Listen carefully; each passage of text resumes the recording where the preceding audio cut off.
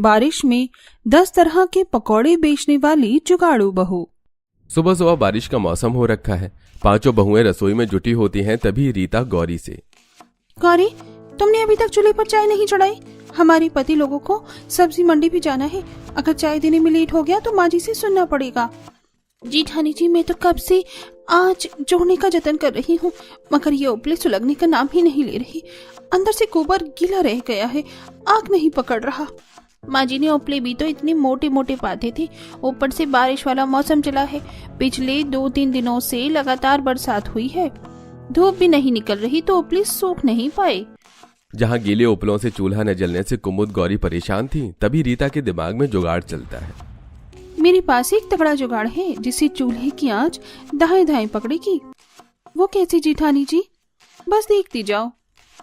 तब रीता रसोड़े के कोने में रखे एक गैलन से थोड़ा मिट्टी तेल से उपले भिगोकर जलाती है तो तेज आंच पकड़ लेती है। अरे वाह मछली जेठानी जी, क्या धांसू जुगाड़ लगाया! आपके दिमाग की तो दाद देनी पड़ेगी। तभी जोर जोर से बिजली चमकने के साथ आसमान का रंग बिल्कुल काला कर देता है, जिसे देख मनोज उखड़े मिजाज में बोलता है, अरे तुम पांचों देवरानी जिठानी रसोई में इतनी देर से चाय बना रही तो बीरबल की खिचड़ी पका रही हो क्या? हमें पल्लेदारी के लिए जाना है। टाइम से सब्जी मंडी नहीं पहुंचे तो व्यापारी सब्जी की बोरी उतारने के लिए दूसरे पल्लेदार कर लेंगे और हमारी दिहाड़ी मारी जाएगी। जी जेठ जी, बस 5 मिनट, चाय पक रही है, बस छान कर लाई। गजब देवरानी जी, अभी तो न पानी खोला है न चीनी पत्ती पड़ी है। 5 मिनट में इतनी फास्ट फॉरवर्ड में चाय कैसे परोस डालोगी? चंपा भाभी, चूल्हे की आंच इतनी धाएं धाएं जल रही है कि तुरंत चाय बन जाएगी। आप चारों भी लाल चाय पियेंगे तो बता दीजिए, पानी बढ़ा के डालूंगी। वैसे इतने अच्छे मौसम में, वो भी बारिश के मौसम में, तो मलाई मार के दूध वाली चाय और गरम पकौड़े बनाना खाना बनता है। मगर जब से बरसाती लगी है, दूध वाली चाय पीने के लिए भी हम मोहताज हो गए हैं। हमारे पतियों को एक थैली दूध खरीद कर लाने की भी क्षमता नहीं है। दरअसल पांचों भाइयों के पास पक्का रोजगार न होने के चलते पांचों सब्जी मंडी में दिहाड़ी भत्ता लगाते थे, जिनके बदले बड़ी मुश्किल से उन्हें 50-50 रुपए मिलते थे।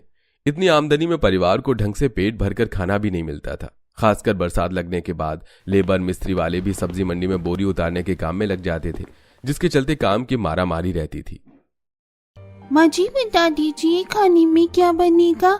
अभी रात की भी बनाई दाल और 10-12 रोटी पड़ी हुई है। बहू, तुम पांचों रात के टाइम में इतना खाना बनाती ही किस लिए हो कि सवेरे बासा कोसा खाना पड़ता है? तुम्हें पता है तुम्हारे पति इस बारिश के मौसम में कैसे कमा कर ला रहे हैं? थोड़ा हिसाब किताब से बनाया करो। बचे हुए खाने के पीछे शोभा को गुस्सा करते देखकर कुमुद और गौरी अपनी बात रखती हैं। माँ जी, हमने तो गिनती की सबकी 2-2 रोटी बनाई थी, लेकिन दाल बनी देखकर सबने आधी रोटी खाकर छोड़ दी और बच्चों ने तो कल रात को खाया ही नहीं। बहू, डेली डेली एक ही तरह का दाल रोटी खा खाकर मन सा उग गया है। बारिश में तो चटक मटक पकौड़े और चाय अच्छी लगती है, लेकिन बेसन कड़वा तेल का रेट इतना तेज हो रखा है कि हम जैसे गरीबों के लिए पकौड़े बनाने के लिए सोचना पड़ता है। रात का बासी खाना ही गर्म कर दो, जब साथ जाए तभी टटका खाना बनाना। ऐसा कहते हुए गरीब शोभा का पकौड़े खाने के लिए मन तरसते देखकर पांचों जुगाड़ू बहू रसोई में जाती हैं। एक एक करके दाल मसाले के डिब्बे देखने लगती हैं और एक डिब्बे के अंदर से थोड़ी मात्रा में दाल पड़ा दिखता है। ये चना दाल तो मुश्किल से 1 से 2 मुट्ठी ही है। मैं सोच रही थी सबके लिए सील पर दाल पीसकर चना दाल के पकौड़े बनाती, मगर इतनी सी चने दाल में तो सबके हिस्से में 2-2 पकौड़े भी नहीं आएंगे। तभी एक बार दोबारा से रीता का जुगाड़ वाला दिमाग दौड़ता है। हमारे पास ज्यादा मात्रा में चना दाल उपलब्ध नहीं है, तो हम इसमें 1-2 मुट्ठी आटा मिलाकर प्याज लगाकर पकौड़े खोल लेते हैं। ये आपने अच्छा जुगाड़ लगाया जेठानी जी, आटे के पकौड़े आसानी से पच भी जाएंगे। तब चंपा सिलबट्टे पर बारीक बारीक चना दाल पीस लेती है और कनस्तर में से थोड़ा आटा मिला देती है। कुमुद, जब तक मैं बेसन घोलती हूँ तुम साबुत लाल सूखी हरी धनिया मिर्च पीस लो। साबुत मसाले डालने से पकौड़े ज्यादा मिर्चदार लगेंगे। जी जेठानी जी। तब कुमुद जार से साबुत हल्दी धनिया मिर्ची निकालकर सिलबट्टे में पीसती है। तभी सविता आंच सुलगाकर चूल्हे पर कढ़ाई चढ़ाती है। कढ़ाई गर्म हो गई है, मैं तेल डाल रही हूँ। कड़वा तेल भी इतना कम है, इतने थोड़े तेल में पकौड़े कैसे बनेंगे? जेठानी जी, मैंने घोल को अच्छी तरीके से फेंटा है ताकि पकौड़े ज्यादा तेल ना पिए। इतने तेल में बात बन जाएगी। बाकी पकौड़े छलनी से नहीं, बड़े छन्नोटे से बनाना, ताकि एक्स्ट्रा तेल कढ़ाई में ही निकल जाएगा। हाँ ठीक है, तभी बाहर ठंडी ठंडी हवा चलने लगती है, तगड़ी बारिश होने लगती है। सविता सबके लिए गरम गरम पकौड़े सेकती है। वहीं पांचों भाई बारिश में भीगते हुए जब सब्जी मंडी पहुंचते हैं तो देखते हैं कि सेठ दूसरे लेबर से बोरी उतरवा रहा था और खुद बैठकर गरम गरम पकौड़े खा रहा था। अरे चलो चलो, जल्दी जल्दी से आलू प्याज की बोरी उतारो। जो जितनी ज्यादा बोरी उतारेगा उसको 10 रुपए की जगह एक बोरी पर 20 रुपए दूंगा। सेठ के लालच देने पर गरीब मजदूर बोरी उतार कर जल्दी जल्दी रखने लगते हैं। तब अखिलेश सेठ के पास आता है। सेठ, हम पांचों भाई तो आ ही रहे थे, फिर आपने हमारी पल्लेदारी दूसरे को दे दी। हाँ तो क्या करता तुम्हारा इंतजार करके, अपने आलू प्याज की बोरियों को बारिश में गीले होने देता? हाँ, ताकि सारा सौदा खराब हो जाए। नुकसान तो मेरा होता ना। तुम पांचों ने तो रोज का लेट आने का धंधा ही बना रखा है, इसलिए आज से तुम्हारी पल्लेदारी खत्म। सेठ ऐसा मत करो, हम पांचों भाई बाल बच्चेदार हैं। साल भर से हम ही तुम्हारे आलू प्याज की बोरियां उतरवाते हैं और अब बरसात लगते ही तुम्हें सस्ते में लेबर मिल गया तो हमें निकाल रहे हो। हाँ सेठ, थोड़ा तो हमारे बारे में सोचो। ऐसे मॉनसून के मौसम में दूसरा काम धंधा भी नहीं मिलेगा। अपने परिवार का खर्चा कैसे चलाएंगे? हमारा परिवार भूखा मर जाएगा। अरे भाड़ में गया तुम्हारा परिवार, मुझे कोई लेना देना नहीं है। अब मेरे सिर पर खड़े होकर माथा मत खाओ, मुझको नाश्ता पानी करने दो। तुम्हारे चक्कर में मेरे चिकन के पकौड़े भी ठंडे हो गए, स्वाद भी आधा हो गया। बेचारे पांचों सेठ के आगे बहुत गिड़गिड़ाते हैं, मगर मक्कार सेठ उनकी अर्जी को अनदेखा करके स्वाद से चिकन पकौड़े खाने लगता है। वाह भाई वाह, वही ये लेग पीस वाला चिकन पकौड़ा तो खाने में एकदम लजीज लग रहा है, मजा आ गया। हाँ हाँ हाँ, ऐसे बरसात के मौसम में चिकन मटन के पकौड़े खाए बिना तो मौसम का कोई मजा ही नहीं है। चलते हैं भैया, हमारी बातों का इस कंजूस सेठ पर जूं भी नहीं रेंगने वाला। चलो कोई दूसरा काम देखते हैं, बारिश का मौसम है। भूखे बारिश में भीगते हुए पांचों सब्जी मंडी में एक एक व्यापारी की दुकान पर काम मांगते हैं, लेकिन हर जगह से केवल हताश ही लौटते हैं। बारिश के चलते काम तो बिल्कुल भी है ही नहीं, अब घर परिवार का खर्चा कैसे निकलेगा? ऐसा बोलते हुए पवन जहां सब्जी मंडी खत्म होती है उस कोने में देखता है जहां पर सड़ी गली सब्जियों का खत्ता बना हुआ था, जहां ऊपर कुछ कुछ ताजी सब्जी भी थी। पवन उनमें से सब्जियां चुनने लगता है। पवन, ये तू खत्ते में से सब्जी क्यों छांट रहा है? भैया, इसमें काफी सारी सब्जियां बनाने खाने लायक लगती हैं। देखिए, किसी सब्जी वाले ने ये पालक की गड्डी ऐसे ही फेंक दी। इसमें से बस जड़ें ही तो गली हैं, पत्ते एकदम ताजा ताजा हैं। घर ले चलते हैं, छांट कर सब्जी बन जाएगी। वैसे ये आलू भी कोई खराब नहीं है, केवल थोड़े हरे कट्टे से हैं और प्याज भी सही है। ऐसा कहते हुए मनोज भी आलू प्याज को चुनकर थैली में भर लेता है। खराब सब्जियों को घर पर ले आते हैं, जहां पर बहुएं सास ससुर को गर्मा गर्म पकौड़े बनाकर खिलाती हैं। बाबूजी, आपको और पकौड़े डालो। अरे नहीं नहीं बहू, पकौड़े तो तुमने बहुत स्वादिष्ट बनाए थे कि मैंने 2 प्लेट खा लिए। मेरा पेट टंच है, इससे ज्यादा खाऊंगा तो पचाना भारी हो जाएगा। ऐसा करो, थोड़े पकौड़े उन पांचों के लिए भी बचा कर रख देना, बारिश में से आकर वो खा लेंगे। मम्मी मम्मी, मेरी प्लेट में दाल वाली 2-4 पकौड़े और डाल दो। राजू, तूने सबसे ज्यादा पकौड़े खाए हैं, अभी पापा और चाचा भी खाने के लिए बाकी बची हैं, दोबारा बनेंगी तो खा लेना।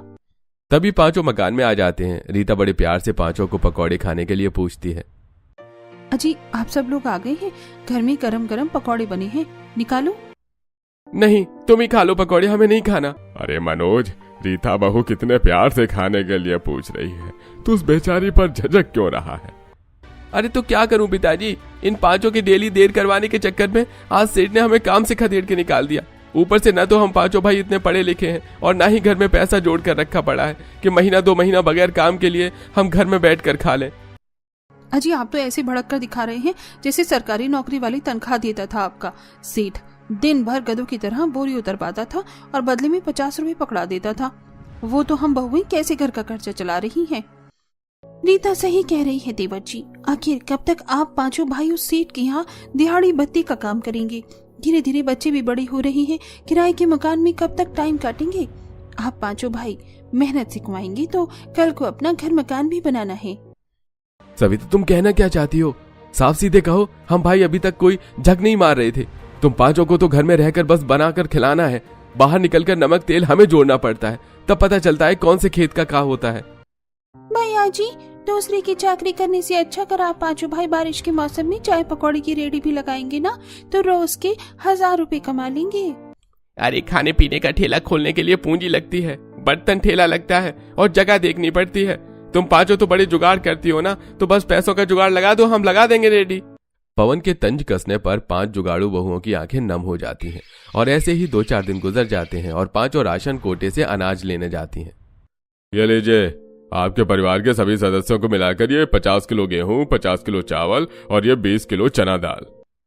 जहां हर महीने 5 बहू को कोटे से केवल राशन में गेहूं चावल मिलता था, इस बार उन्हें 20 किलो की दर से चने का दाल मिलती है। सर पर राशन उठाए 5 खराब बारिश के मौसम में रोड से घर जाने लगते हैं। सही है, कम से कम भगवान की दया से हमें इस बार राशन का थोड़ा ज्यादा सहारा हो गया। वैसे भी हमारे पति बेरोजगार बैठे हैं। तभी रोड किनारे ब्रेड पकौड़े कचौरी समोसे की रेडी पर भीड़ लगी देखकर कुमुद कहती है, देखो उस पकौड़े वाले की ठेले पर लोगों ने कैसे मक्खी की तरह भीड़ मचा रखी है। अच्छी बिक्री कर रहा है पकौड़े बेच के। देखो इस पकौड़े वाले की रेडी कितनी चल रही है, और एक हमारे पति हैं जो घर में बैठकर हाथ मल रहे हैं। इसी तरह बातें करते हुए 5 घर पहुंचती हैं, जहां उनके पति कुछ सड़ी सब्जियों में से अच्छी सब्जी छांटकर अलग कर रहे थे। भैया लगभग सारी सब्जी छट गई, मैं रेडी पर सजाता हूँ, फेरी लगाकर 200-400 तो कमा लेंगे। घर में इतनी मात्रा में आलू, प्याज, टमाटर, पालक मौजूद देखते हैं। घर के बाहर रेडी खड़ी थी और बहू के पास कोटे से मिला राशन, दाल, जो कि पकौड़ी बनाकर बेचने के लिए काफी था। अजी, इतनी थोड़ी थोड़ी सब्जियों को बेचकर आप कितनी बिक्री निकाल लेंगे? अरे, इन सब्जियों को छांटकर बेचने के लिए तो मंडी से चुनकर लाए थे, ताकि घर का खर्चा के लिए पैसा कमा सके। देखिए, इतनी थोड़ी मात्रा में सब्जी बेचने से कुछ खास आमदनी नहीं होगी, लेकिन अगर हम इन सब्जियों के पकौड़े बनाकर बेचेंगे ना, तो बारिश के मौसम में खूब बिक्री होगी और कमाई भी अच्छी होगी। सविता की राय सुनकर सब राजी हो जाते हैं, लेकिन अब जुगाड़ू बहू के सामने पकौड़े बनाने की सामग्री जुटाने की समस्या मुंह बाई खड़ी थी। जिठानी जी, पकौड़े बनाने में तेल बेसन भी लगेगा और स्पेशली चटनी के बिना क्या हम ग्राहक को सूखे पकौड़े परोसेंगे? धनिया, लहसुन, मिर्ची भी चाहिए होगा। देवरानी जी, चटनी का भी जुगाड़ हो जाएगा। पहले जल्दी से इस चने की दाल को हाथ चक्की में डालकर बेसन बनाते हैं। कुमुद गौरी हाथ चक्की में चने दाल को पीसकर बेसन बनाने लगती हैं। वहीं रीता चंपा ओखली में मसाले कूटती हैं। तभी सविता मकान से बाहर निकलती है और आंगन की क्यारी में लगी धनिया मिर्च के पेड़ पौधे से पत्ती कलियां तोड़कर अंदर लेकर आती। अरे वाह सविता जेठानी जी, आप इतने फ्रेश ताज़ा धनिया मिर्ची कहाँ से तोड़ कर लाई है? कितना फ्रेश और ताज़ा सा है ये। कुसुम, ये ताज़ा ताज़ा धनिया मिर्ची मैं कहीं से तोड़ कर नहीं लाई हूँ, बल्कि अपने ही आंगन में उपजाया है। जब तुम्हारे जेठ जी 1-2 हफ्ते पहले मंडी से गली मिर्च और धनिया लाई थी, तो मैंने उन्हें फेंक कर नहीं था, बल्कि आंगन की मिट्टी में लगा दिया था। और देखो, बारिश के मौसम में बिना खाद पानी दिए अपने आप ही लग गया। सविता दराती से कुछ ताज़ा धनिया मिर्ची को बारीक बारीक काट लेती है। 2 बहुएं हाथ चक्की में बारीक चना दाल पीस कर निकाल लेती हैं और 2 बहुएं खरा धनिया, साबुत मिर्च सब कुछ अच्छे से कूट लेती हैं। 3 बहू अलग अलग बर्तनों में 4-5 तरीके के पकौड़े बनाती हैं, जैसे कि आलू पकौड़ा, प्याज पकौड़ा, पालक पकौड़ा, चना दाल पकौड़ा और टमाटर के पकौड़े। एक बहू चूल्हे पर पकौड़ों को तलती है और एक बहू सिलबट्टे पर हाथों से चटनी बनाती है। इसके बाद रेडी पर चटनी पकौड़े रखकर 5 बारिश में पकौड़े का ठेला लेकर बाजार में खड़ी हो जाती हैं। आओ प्यारे प्यारे भैया दीदी, गरम गरम आलू प्याज की पकौड़े, करारी पकौड़े खा लो। 10 रुपए के 5 सब्जी पकौड़े सिलबट्टे की चटनी के साथ। कुमुद की लुभावनी आवाज सुनकर दूसरी ठेली पर आलू पूरी खा रहे कुछ ग्राहक चटनी पकौड़े के स्वाद से खिंचे चले आते हैं। अरे बहन जी, 1 प्लेट गर्मा गर्म आलू प्याज के पकौड़े लगा दो। जी अभी लगाती हूँ बस। सविता स्टोव जलाकर पकौड़े को सेकने लगती है। चंपा डोंगे में चटनी डालती है और गर्मा गर्म पकौड़े चटनी ग्राहक को परोसती है, जिसे खाकर ग्राहक काफी ज्यादा खुश होते हैं। अरे वाह, क्या जबरदस्त आलू प्याज के पकौड़े बनाए हैं, और प्लस में सिलबट्टे की पीसी धनिया मिर्च की चटनी से डुबोकर खाने में तो डबल मजा आ रहा है। बहुत बहुत शुक्रिया बहन जी। वैसे हमारे ठेले पर 2-3 वैरायटी के और भी पकौड़े हैं, जैसे पालक पकौड़ी और चने दाल के तीखे पकौड़े हरी मिर्च डालकर बना रहे हैं। वैसे चने दाल के पकौड़े मैंने आज तक नहीं चखे। 1 पीस डालना, अगर मुझे पसंद आए तो फुल प्लेट लगवाऊंगी। कुमुद ग्राहक को क्रिस्पी चने दाल के पकौड़े खिलाती है, जो कि उसे काफी पसंद आता है। वाह, ये चने दाल का तीखा पकौड़ा तो बहुत ही ज्यादा दमदार है और मस्त है। ऐसी बारिश के मौसम में इतने टेस्टी पकौड़े खाने को मिल जाए, वो भी इतने सस्ते में। उस ग्राहक को जुगाड़ू बहू के बनाए पकौड़े खाने में इतनी ज्यादा स्वाद लगते हैं कि वो खाती भी है और पैक करवा कर भी ले जाती है। पहले ही ग्राहक से पकौड़ी बेचकर 5 को अच्छी बिक्री होती है। पहली बोनी से हमारे 250 के पकौड़े बिके हैं। बस इसी तरह हमारी पकौड़े का कारोबार जम जाए तो अच्छी खासी आमदनी होगी। तभी हल्की हल्की बूंदाबांदी के साथ मौसम सुहाना हो जाता है, जिससे कि चटनी पकौड़े खाने के लिए काफी ज्यादा लोगों की भीड़ लग जाती है और देखते ही देखते उनके सारे पकौड़े बिक जाते हैं। वैसे पहले दिन की शुरुआत के अनुसार हमारी पकौड़ों की दुकानदारी ठीक ठाक रही है। कल से हम थोड़ा और जल्दी बाजार में आ जाएंगे क्योंकि बरसात वाला मौसम भी है। अगले दिन पांचों बहू दोबारा से संघर्ष करती हैं और पकौड़े बनाकर बेचती हैं। धीरे धीरे उनके चटक मटक पकौड़ी ग्राहकों की पहली पसंद बन जाती है, लेकिन उनमें से कुछ ऐसे ग्राहक भी हैं जो कि अलग वैरायटी के पकौड़े मांगते हैं। आइए आइए, सबसे स्वादिष्ट सबसे सस्ता सब्जी वाला पकौड़ा खाओ। मम्मी मम्मी देखो ना, उन पकौड़े वाली आंटी की ठेले पर से कितनी अच्छी खुशबू आ रही है। मुझे पनीर के पकौड़े खाने, चलो ना मम्मी। अच्छा ठीक है, ले चलती हूँ। वो औरत अपने बेटे को लेकर उनके रेडी पर आती है, जहाँ बच्चा पनीर वाले पकौड़े मांगता है। आंटी आंटी, मुझको गर्मा गर्म पनीर के पकौड़े खाने हैं। बहन जी फटाफट से मेरे बेटे के लिए 1 प्लेट पनीर वाले पकौड़े लगा दो। कस्टमर की पनीर के पकौड़ी की फरमाइश सुनकर सब एक दूसरे की शक्ल देखने लगती हैं। तभी सविता थोड़ा असहज होकर कहती है, बहन जी माफ कीजिएगा, हम पनीर के पकौड़े नहीं बेचती, केवल सब्जी के पकौड़े बेचती हैं। आलू, प्याज, गोभी, टमाटर और पालक, और बच्चों के लिए खास तौर पर ये पकौड़ी काफी ज्यादा हेल्दी है। ठीक है, फिर समय से मिक्स पकौड़े खिला दो। तब सविता सब में से थोड़ी थोड़ी पकौड़े सेकने लगती है। तभी मौसम एकदम काला कर देता है और देखते ही देखते मूसलाधार बारिश शुरू हो जाती है, जिसे ग्राहक भीगते हुए जाने लगते हैं। बेटा देखो कितनी तगड़ी बारिश हो रही है, घर चलो, मैं ऑनलाइन ऑर्डर करके पकौड़े मंगा दूंगी।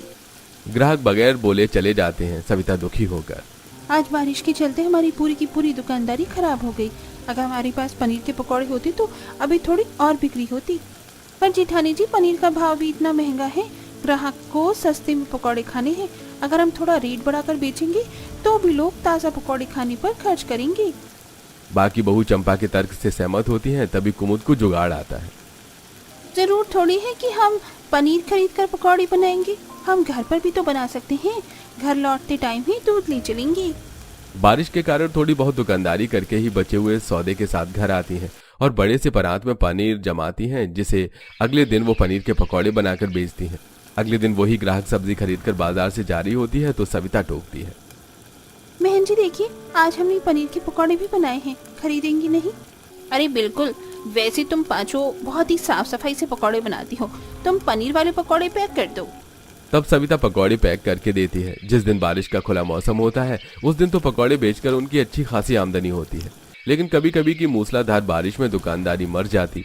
पर अब धीरे धीरे उनके पकौड़े का ठेला बाजार में काफी अच्छा जम जाता है। फिर एक दिन एक चिकन पकौड़े वाले से एक ग्राहक की लड़ाई हो जाती है।